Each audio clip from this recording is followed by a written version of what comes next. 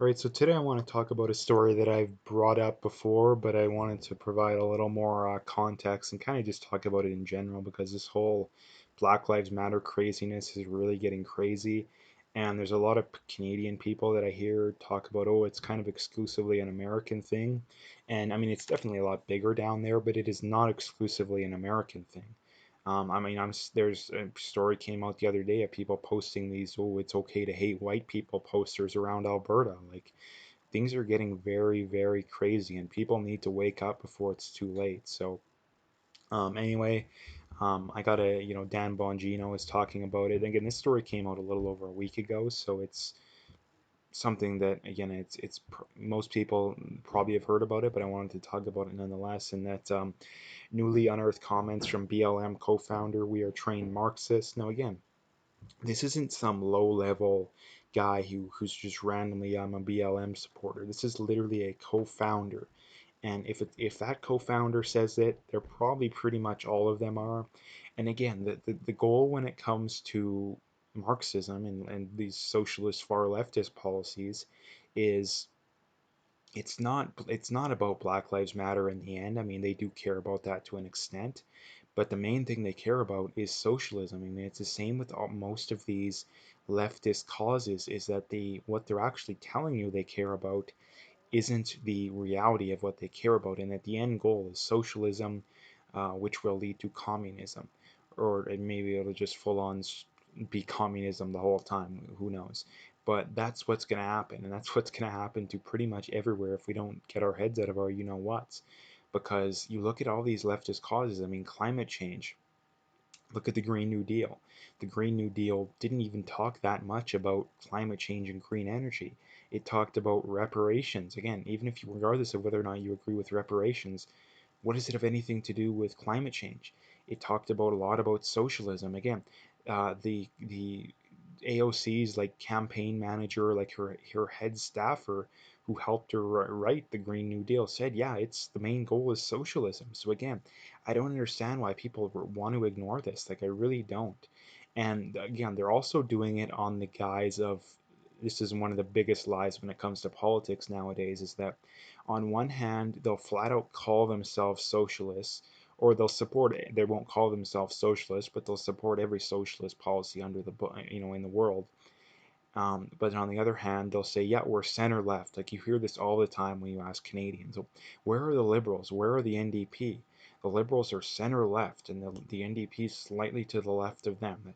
And the Conservatives are pretty far to the right. When in reality, the reality is that if you broke down the left side of the political spectrum, the Liberals are closer to the far left than they are to the center, and the NDP are a little bit to the left of that. Like the NDP they could switch their name to the Socialists, and they wouldn't have to change their policy position. Like they wouldn't have to. I mean, they could borderline switch their names to the Communists. So the reality is that the leftist parties, the Democrats included, are about as far to the left as you can possibly be, and people not be like, hey, you guys are socialists, like just be honest. And the conservatives and the Republicans are actually center right. Again, you look at um, just look at the policy positions too. What did the left constantly accuse the Republicans and the conservatives of in like the 2000s? Well, what they accused them of is, okay, you guys are too pro drug war. Again, Trump pro marijuana legalization, but at the state level. Again, that's not really the federal government's jurisdiction. They're too pro war. Again, Trump is less or more anti-war than Obama and Bush. They're both very pro-war presidents. So Trump is, I mean, still too pro-war for my liking, but less pro-war than Obama and Bush. And they're anti-gay marriage, even though that Obama was anti-gay marriage up until 2012. Same with Hillary Clinton. And again, that's another position that, Trump allowed, gay people and LGBT people up on stage. I mean, he was very pro gay and lesbian when he was running The Apprentice. So again, there's no history of that. So all the policy position, the main policy positions the left criticized the right for, they've walked back. They've walked back. Now, what did the right constantly cite as the reasons for not wanting to support the left? It was that fiscally they're too far to the left. They spend too much money, and they're too socialistic. Has the left came to the right on that issue? No, they haven't. If anything, they've moved to the left. So this is the problem when it comes to the political spectrum. This is the same thing when it comes to the BLM people, is that you talk to the average person and they think they're not a political movement when they clearly are a political movement. They're admitting they're a political movement. The money that was donated to Black Lives Matter, much of that is going to end up in Democrats' hands. So again, Black Lives Matter exclusively exists to further leftist causes. They're flat out admitting it. It's blatantly obvious to anybody paying attention. So again, if you are someone who's not on the left, especially the hard left, you can't support this movement. Now again, can you say that, oh, I don't support racism, I don't condone racism and be against them? In the real world you should be, but nowadays that's kind of hard, and that people take things, if you don't 100% agree with them, that means that you 100% disagree with them. If you don't think that violent looting is okay, then that means you're a KKK member. Like, this is kind of where we're at nowadays. And I'm basically here to push back against that. I do not support racism, never have, never will. I mean, you look at history too. It's always been the left that has supported racism. They supported slavery. They didn't support the civil rights legislation. At least they were the only pushback against it. The first black Democratic senator wasn't until like the 80s or the 90s. The first Republican one was in the 1800s. And again, all those things I just say there disprove the whole idea of the big switch. The big switch is not a thing. It never happened. I don't know why people believe that, but um, anyway, that's kind of what I wanted to talk about as far as that goes. But the problem too is that, and not only that too, not only were the left the racists of the past, they're the racists of today. They support the stupid diversity hiring and all this garbage. When the civil rights stuff was passed, it was judge people on the content of their character, not the color of their skin. Guess what it is now, at least according to the left? It's judge people, according to the color of their skin, not the content of their character. Because if they actually did believe what Martin Luther King said, they wouldn't support diversity quotas. They wouldn't, because that's not what judge people on the content of their character means. So again, if the left actually weren't racist, and again, I don't think they wake up and be like, how can I be racist today? I don't think they do that. They task, again, when you're on the left, you're literally, your religion is further leftist causes. Now, how do you further leftist causes? Well, it's hurt white people, hurt white culture. And that's why they want diversity quotas, is because the more minorities that are in positions of power, the more capitalism and the more the free market is hurt, because the only group of people that overwhelmingly supports capitalism and the free market is white people, specifically white men, which is why they always attack white men. So again, um, BLM has very little to do with Black lives. Again, if they actually cared about Black lives, the first thing that they would address is the welfare state. How can we end the welfare state? If they actually cared about Black lives, that is the first thing that they would talk about, because um, I think that the number is around 6 or 7 thousand Black people are killed by other Black people every year. Like 10 Black people are killed by cops every year. So again, if they actually cared about saving Black lives, you wouldn't your biggest cause wouldn't be the thing that kills 10 people. I mean, more people are literally killed by falling. More Black people are killed by falling down stairs every year. More Black people are killed by um, constipation. Far more Black people are killed by drowning in swimming pools. I mean, the other thing too to point out is that Black people are more likely to die from like heart disease, all those kind of health ailments. Where's the protests about, oh, the healthcare field is racist against Blacks? Now, for all we know, they'll probably do that next. But where's the protests against that? Again, just the fact that they're so selective about the things that they protest just proves that they don't actually care about their cause. The real goal is socialism. Now, they'll continue to pretend that the goal is Black Lives Matter, but the real goal is socialism. Like, let's just be honest about it. So, that's kind of what I wanted to talk about. But again, the stuff that's going on nowadays is crazy. And the big thing, I guess, is that it's not going to get any better. People think that I've talked to people and they say, oh, I don't think it's that big of an issue. It'll go away on its own kind of thing.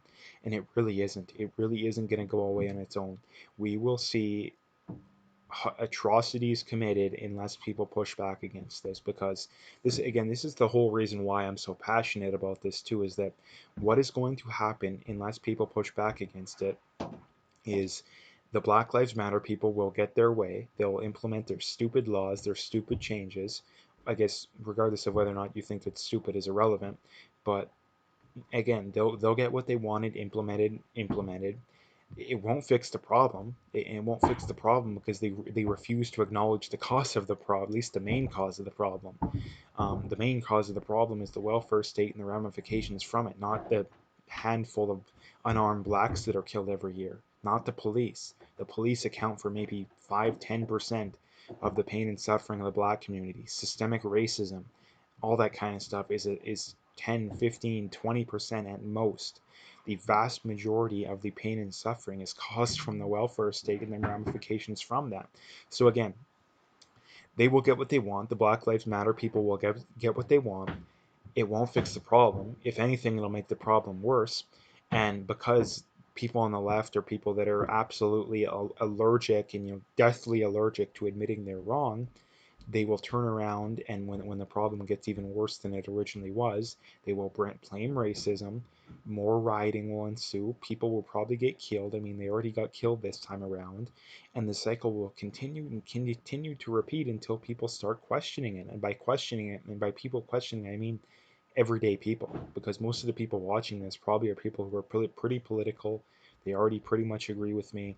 But I mean the average everyday citizen, because we will continue spinning in circles and circles, and if people continue to ignore it, um, massive amounts of people will be killed. And by massive amounts of people, I'm talking about thousands, maybe tens of, maybe hundreds of thousands of people.